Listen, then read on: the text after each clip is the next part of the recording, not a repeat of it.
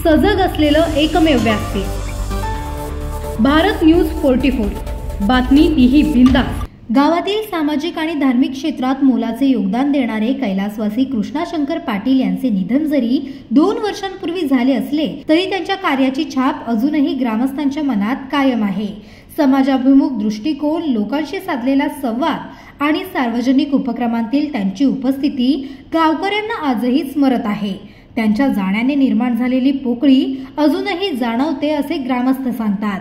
पाटील यांच्या स्मृतीप्रित्यर्थ दरवर्षी आयोजित केला जाणारा धार्मिक कार्यक्रम यंदाही भक्तिभावाने पार पडला। या कार्यक्रमात हबप नरेश महाराज मांगरुळकर यांचे कीर्तन आणि प्रवचन झाले।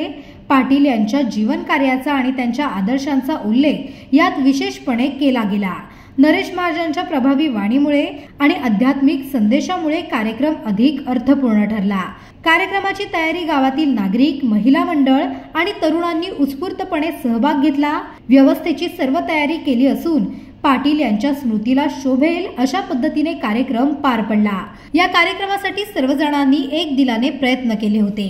अशाच नवनवीन अपडेटसाठी बघत रहा भारत न्यूज 44, सत्याचा प्रकाश, बातम्यांचा विश्वास।